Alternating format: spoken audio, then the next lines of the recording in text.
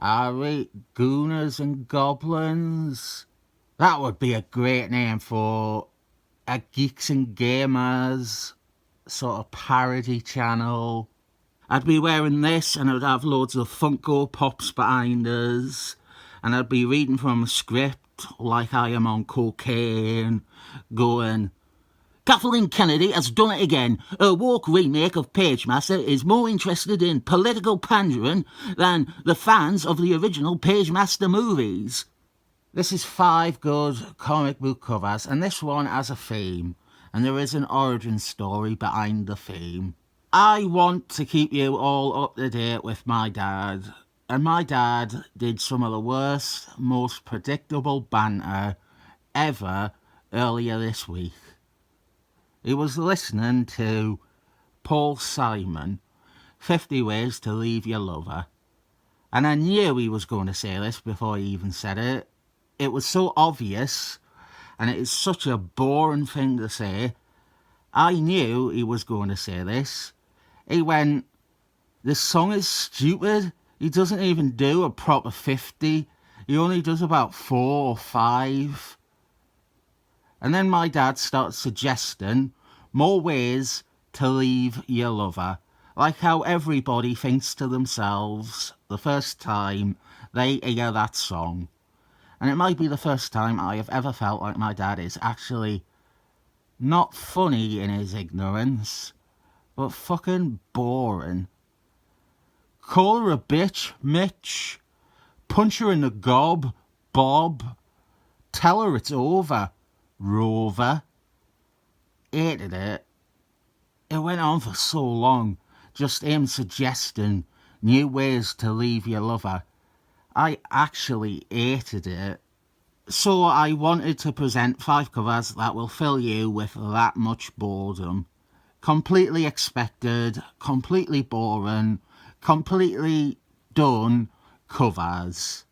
I'm not saying these are bad covers, Lord no. They are 5 of the best covers, but I find the idea of ever devoting time to talk about how great this Hulk cover is, Incredible Hulk 340 by Todd McFarlane, it would be a colossal waste of time. You've already heard people rave about it. You've already seen it. You already like it. You're probably sick of seeing it even. This is on everybody else's 5 best comic covers lists. And you don't want to see it again, Ken. This is another such cover. This is actually one of my favourite covers ever, even. This is Jack Quimby, and his cover to Tales to Suspend, issue 80. Captain America, Red Skull Man holding the Cosmic Cube. And the Cosmic Cube looks so tiny in its first iteration. You could quite easily lose this Cosmic Cube, couldn't you? One of my favourites though, and I definitely needed to show it in one of these videos, even if the choice is a bit generic, Derek. Another well-worn one here. We have Thor issue 337, the first issue by Simon Waltonson, and the rockin' introduction to Beta Ray Cyrus, with him smashing up the cover iconography with Thor's magic hammer. As I said, these are all good covers. I wouldn't show them otherwise. But there is virtually nothing to say about these works of art that hasn't been said already, Eddie. This actually does hold some significance for me because I often forget to, but this might have been the first comic I ever had. Well, not this. A UK reprint of it. A reprint from the late 70s or early 80s. It was black and white.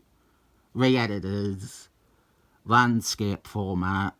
It was about 8 pages worth of this in black and white, and then you'd have something like Hulk afterwards, 8 pages of Hulk, and then 8 pages of whatever. In the 90s though, you used to find those things in markets for 10p, and I had one with this one. I coloured the art inside with crayons. This though is Amazing Spider-Man 149, cover by Jill Kang. Another first appearance too. This is Spider-Man's clone. Wonder whatever happened to him. Jim.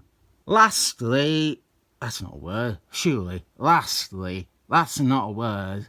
It doesn't sound like a word. This is Adam Neal's, an excellent man, 59. Cyclist shooting his eye lasers at the robotic Centennial Swarm. The last excellent man. More like the lastly excellent man. Lovely imagery and a totally pog-ass cover. This is a great one, but you've definitely seen it before. Al Gore. It's a crap song as well. I prefer the Sounds of Silence. Not the one you all know. Not the rubbish remix with a backing band called The Sound of Silence. No, I prefer the original. The one called The Sounds of Silence. The one that's only Simon and Garfunkel. No electrics, no drums. The first version from their first album. Much better than the other, more well-known one. These covers are so boring to talk about, and it's so done. I really don't care that much what you have to say about them. Did you colour in any with crayons? There is nothing new under the sun. I'll give it 7 thumbs up. Jessup.